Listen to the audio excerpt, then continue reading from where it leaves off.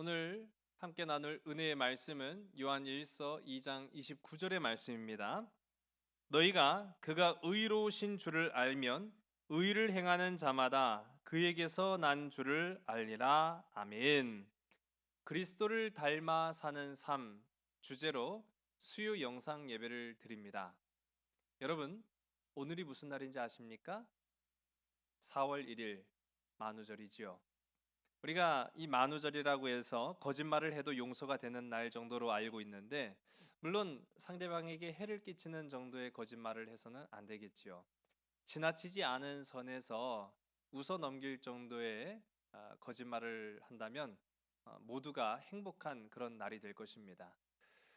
그렇다고 한다면 이 만우절의 유래는 어떤 걸까요? 만우절은 고대 로마 시대까지 올라갑니다. 고대 로마의 율리우스 카이사르가 자신의 권력을 공고히 하기 위해서 자신의 이름을 딴 달력을 만듭니다. 그것을 우리가 율리우스력이라고 하는데요. 재밌는 사실은 이 율리우스력의 새해의 첫 달이 1월 달이 아니라 4월 달이라는 점입니다. 이 4월 달을 새해로 하는 이 율리우스력을 지켰던 많은 유럽 국가들 가운데 이제 1560년 프랑스의 샤를 9세가 더 이상 4월 달을 새해 첫 달로 지키는 이 율리우스력을 지키지 않고 1월 달, 우리가 지금 지키고 있는 달력과 동일하지요. 1월 달로 새해의 시작을 알리는 그레고리력을 제정하게 됩니다. 그러면서 한 가지 이제 혼동이 일어나게 되는 거예요. 그 전까지는 4월 달을 새해 첫 달로 지켰는데 이제 새롭게 만들어진 달력은 1월 달을 새해 첫 달로 지키게 되는 것이지요. 그동안 많은 사람들은 춘분제라고 해서 4월 달이 되기 전에 봄의 시작을 알리는 축제를 엽니다. 그리고 마지막에는 서로에게 선물을 주면서 축복을 기원을 했지요. 그랬던 이 새해 첫 달을 1월 달로 옮기게 되면서 사람들은 혼란을 겪게 된 거예요. 그것을 이용해서 새해 날짜를 혼동하는 사람들에게 4월 1일이 아직도 새해인 양 가짜 선물을 하며 놀린 것이 만우절의 계기가 되었다라는 것입니다. 그러나 결국 우리가 여기서 알 수 있는 것은요, 시간도 날짜도 달력도 우리 인생까지도 우리가 주장할 수 있는 것은 아무것도 없다라는 사실입니다. 15세기에 쓰여져 70여 개 이상의 언어로 번역되어 성경 다음으로 많은 영향력을 끼쳤다 알려진 토마스 아 캠피스의 그리스도를 본받아라는 책을 보게 되면 사람은 자기 기분에 맞는 일을 좋아하고 나와 같은 생각을 가진 사람들을 지지하는 경향이 있다라고 말합니다. 그런데 문제는 뭐냐면 이러한 사람들은 자기 의사, 자기 판단에 의존해서 다른 사람들의 말에 귀를 기울이지 않게 된다라는 것입니다. 그러나 여러분, 우리는 우리가 처한 상황을 하나님만큼 완벽하게 알 수는 없습니다. 그렇기 때문에 우리 그리스도를 따르는 하나님의 자녀들은 하나님이 주시는 참된 평안, 즉 샬롬을 얻기 위해서는 우리의 판단, 우리의 생각을 포기해야만 한다라는 것입니다. 여기서 우리가 주목해 볼 부분은 바로 포기한다는 것입니다. 잠깐 내려놓는다는 것이 아닙니다. 타협한다라는 것이 아닙니다. 완전한 포기가 이루어져야만 더 큰 유익을 얻게 된다라는 것이 그리스도를 본받아의 주장입니다. 여러분 어떻게 생각하십니까? 동의하시는 분들도 계시고 동의하기 어려운 분들도 계실 것입니다. 왜냐하면 쉽지 않은 일이기 때문이지요. 초대 교회 안에는 이렇게 자신의 판단을 끝까지 의지해서 진리의 말씀에 귀를 기울이지 않는 거짓된 자들과 자신의 판단을 내려놓고 자신의 생각을 포기해서 참된 평안과 안식을 얻은 진리의 백성들이 있었습니다. 그런데 이 진리의 귀를 기울이지 않았던 사람들은 자신들이 사도들보다 더 많이 알고 있다고 말했습니다. 자신들이 심지어는 예수보다 더 잘 알고 있다라고 떠들고 다녔습니다.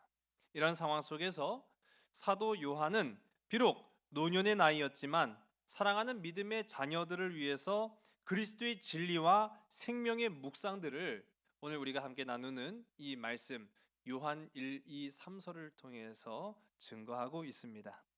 이제 두 부류가 이제 명확해지는 것이죠. 한 부류는 주는 그리스도시요 살아계신 하나님의 아들입니다 라고 주장하는 사람들이었고요. 또 다른 한 부류는 아니 어떻게 사람이면 사람이지 사람인 동시에 신일 수 있느냐, 예수라는 분은 어떻게 신임의 동시에 사람일 수 있느냐라고 의혹을 품었습니다.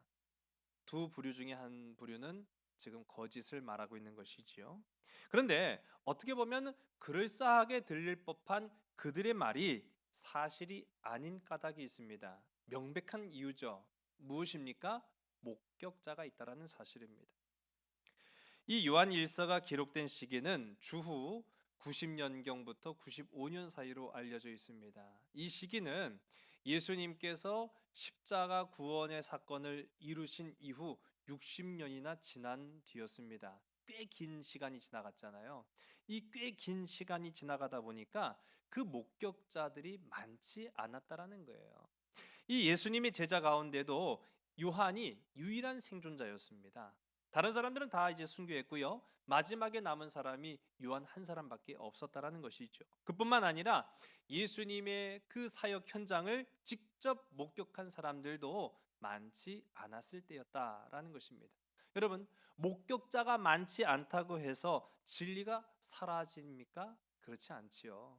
목격자가 없다고 해서 진리가 사라지는 법은 없습니다. 과거 일제 시대에 고통당하신 일본군 위안부로 계셨던 할머니들이 이제 18분밖에 생존해 계시지 않다고 합니다. 굉장히 안타까운 사실이죠.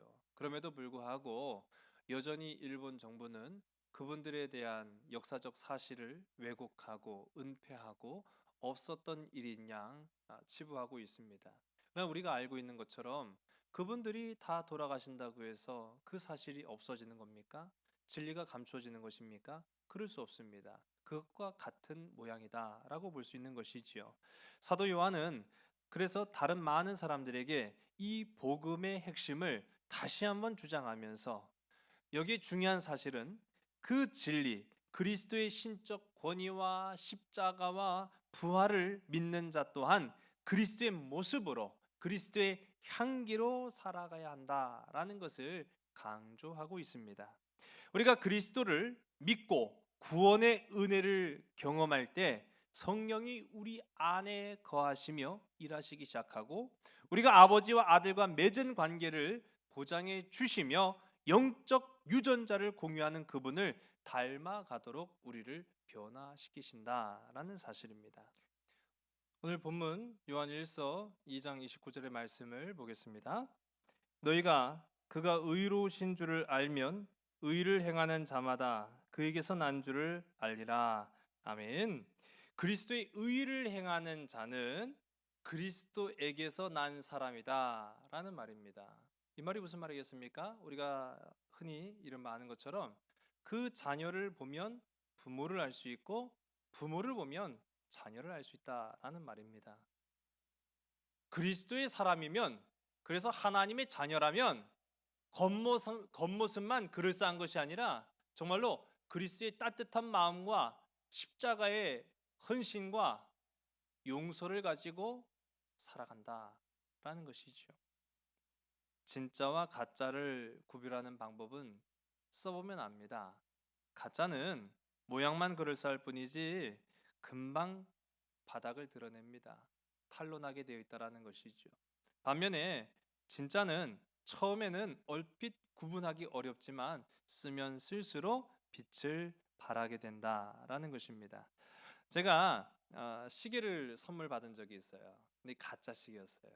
근데 저는 뭐 이제 시계가 가고 안 가고의 문제가 아니라 멋있냐 안 멋있냐 뭐 그런 걸 좀 따졌었거든요. 그러니까 괜찮다 싶어가지고 잘 차고 다녔는데 오늘 보니까 고장 나 있는 거예요. 근데 이제 서 있는 정도가 아니라 아예 시간을 알리는 시침이 빠져 있었습니다.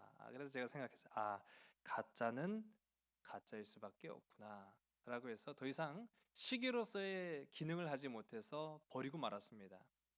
여러분, 현존하는 가장 비싼 바이올린은 스트라디바리우스라고 알려져 있는 제품인데요. 이게 그 악기를 만든 사람의 이름에서 딴 악기입니다. 이 바이올린은요, 전 세계에 한 500~600개 정도 있다고 하는데 진품으로 알려진 것은 50개에 불과합니다. 이 바이올린은 16세기에 만들어졌으니까 적어도 500년 이상 된 악기죠. 꽤 오래된 악기입니다. 그리고 한 대당 가격이 무려 43억 3천만 원이라고 하니 굉장한 값을 지니고 있는 것이지요.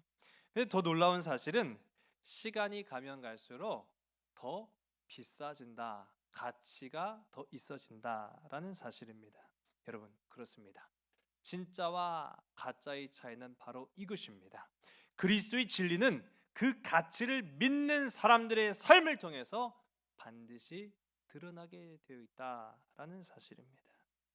그러나 이것은 하루아침에 되지 않는 것이지요. 그리스도의 진가는 우리가 하루아침에 되어지는 것이 아니라 하루하루 그렇게 만들어져 가는 것입니다. 닮고자 한다면 여러분, 반드시 우리는 변하게 될 것입니다.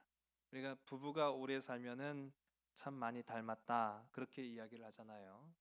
그렇게 되는 것처럼 우리가 그리스도와 함께 버타여 살아가게 되면은 닮아가게 되어 있다라는 것입니다. 여기서 중요한 것은요, 우리가 그분의 겉모습만 닮는데 만족해서는 안 된다라는 것입니다. 그분 안으로 들어가야 됩니다. 예수님의 품에 안겨 살아야 됩니다. 예수님의 품에 안겨 살았다라는 것은 바로 이 요한이 강조하고 있는 것처럼 주는 그리스도시요 살아계신 하나님의 아들이심을 우리가 알고 그 아는 삶을 살아감으로 인해서 내 생각과 판단을 포기하고 주님의 생각을 따르고 주님의 걸어가신 그 길을 따르는 삶만이 진짜의 삶이 될 수 있다라고 하는 것입니다. 요한 1서 2장 5절과 6절의 말씀입니다. 이로써 우리가 그의 안에 있는 줄을 아노라. 그의 안에 산다고 하는 자는 그가 행하시는 대로 자기도 행할지니라. 아멘. 여러분, 예수님을 닮아갑시다. 이기심 대신에 이타심을, 탐욕 대신에 베풀물, 미움 대신에 사랑을 택하는 자들이 됩시다. 우리가 겉으로는 그리스도인인 척하면서 이기심을 택하고 탐욕을 택하고 미움을 택한다면 그는 가짜로 금방 드러나게 될 것입니다. 그러나 우리가 하나님의 자녀로서 행하고 말하고 살아가고 그 향기를 바라게 된다면 우리는 날마다 주와 함께함으로 주님을 더욱 닮은 자들이 되게 될 것입니다. 진짜의 삶을 살아가는 저와 여러분의 인생이 되기를 주의 이름으로 간절히 소원합니다. 기도하시겠습니다. 아버지 하나님, 오늘도 우리와 함께 하시니 참으로 감사합니다. 주님 닮기를 원합니다. 그러나 주님을 닮는다라는 것은 그저 주님의 겉모양, 선함의 겉모양, 사랑의 겉모양만을 담는 것이 아니라 주님이 나를 향한 그 크신 은혜와 사랑, 정말로 십자가의 구속함을 우리도 친히 깨달아서 그러한 삶을 살아가고 주님과 동행하며 많은 사람들에게 정말로 미움 대신에 사랑을, 이기심 대신에 이타심을, 탐욕 대신에 베풀음을 행하는 참된 하나님의 백성들이 다 될 수 있도록 인도하여 주시옵소서. 그래서 마지막 날에는 구별되어 가짜의 삶이 아니라 진짜로서의 삶, 그리스도인으로서의 삶으로 택함받고 칭찬받는 하나님의 백성과 자녀들 되게 하여 주시옵소서. 한 주를 살아가면서 우리의 삶 속에 힘들고 어려움이 있습니다. 주님 아버지 해결하여 주시옵소서.